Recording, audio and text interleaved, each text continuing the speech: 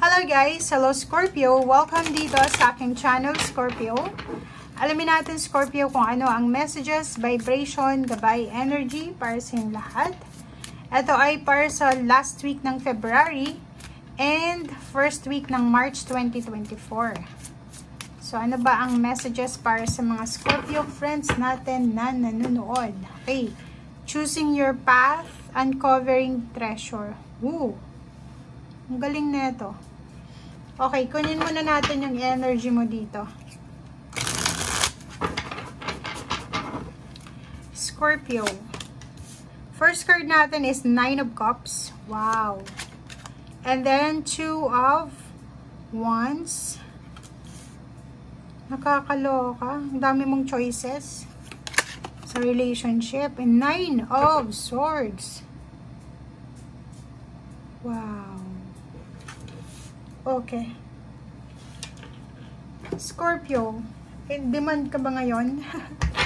Maraming nagkakagusto. Maraming gustong sulutin ka sa relationship.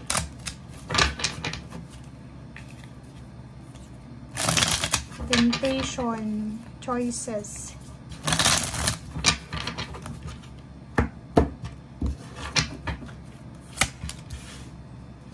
Queen of Air, Five of Water, 555.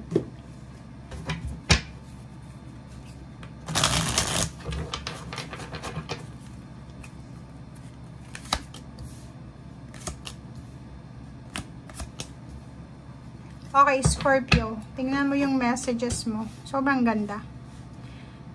Okay, first two cards natin sa first deck is Uncovering Treasure and Choosing Your Path. All is possible.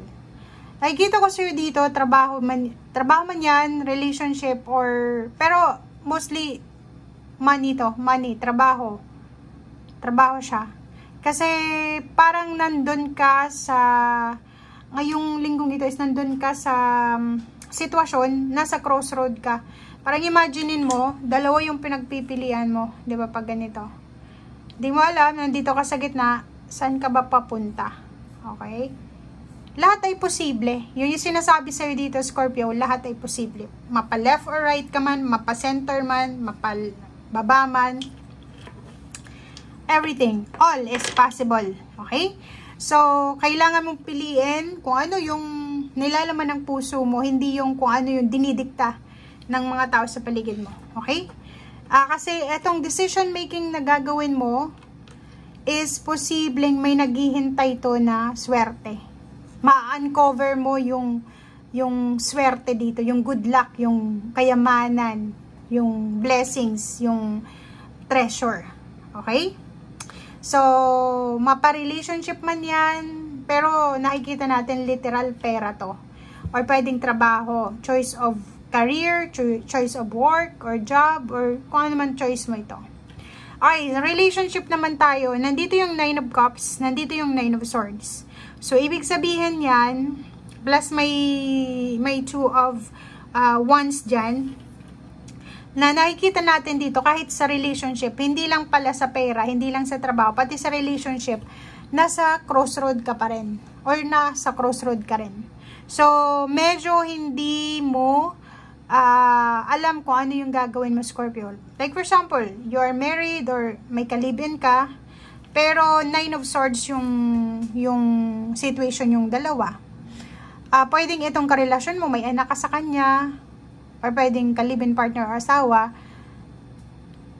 nagmamahalan kayong dalawa, pero bagyo yung pinagdadaanan nyo sa usaping money. Siguro unemployed siya, or at the same time may bisyo pa siya, or at the same time silosa, or pwedeng hindi niya mai-provide sa'yo yung financial needs mo. And may Nine of Cups tayo dito. May minamanifest ka, 'di ba? May pinapangarap kang isang klase ng relationship. Like pinapangarap mo na kung babae ka, pakakasalan ka, ibibigay sa iyo lahat-lahat, mapapinancial or emotional. But hindi nangyari yon or hindi nangyayari sa ngayon. So, medyo nagkakaroon ka ng confusion. Confused ka ngayon eh. Hindi mo alam kung ano yung gagawin mo, ano yung pipiliin mo, lalo na may nagpapapansin sa'yo. May isang tao na nagbibigay motibo sa'yo na pinapakita niya na kung ano yung hindi kayang ibigay ng karelasyon mo, kaya niyang ibigay sa'yo. Wala namang sinasabi kung married din ito or single, pero sinasabi na under attack of temptation ka, mapa-relationshipan or mapa-pera. Pero yung pera mo, ano man ang piliin mo dito, talagang swerte. Pero sa relationship, walang sinasabi kung ano yung kahihinatnan ng iyong pagpili. Okay, tingnan natin dito. Okay, money.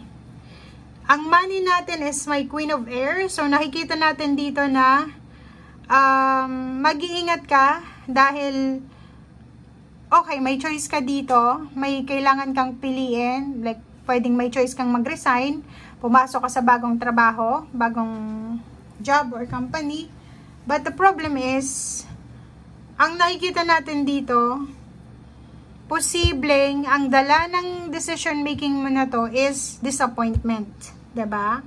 Ang dala ng decision making mo dito is disappointment, regret, or lack, pag-aalala, lalo na sa usaping pera.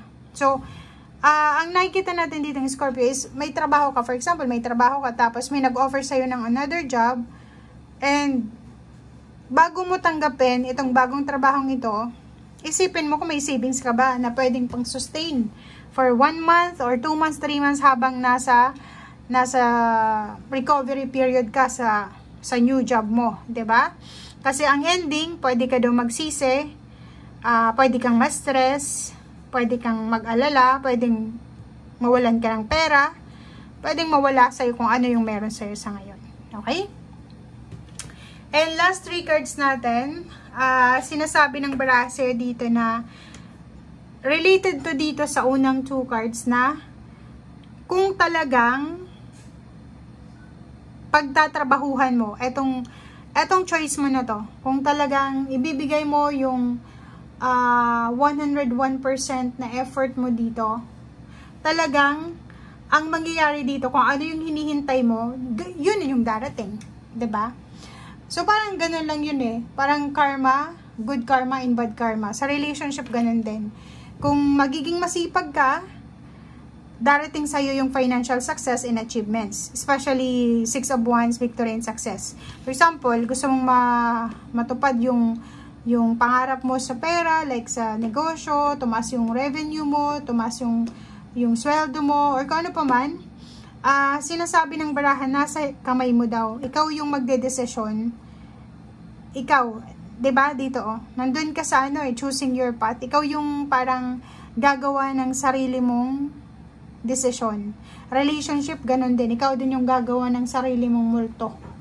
Okay? So, 6 of Wands, if ipagpatuloy mo kung ano yan na ginagawa mo sa ngayon, or yung mindset mo, positive mindset, talagang may recognition, may awards, rewards, or kung ano man to na posibleng darating sa'yo. Mapamani man yan, or relationship. Okay? So, yan guys ang sinasabi ng baraha. Thank you and see you again. Bye!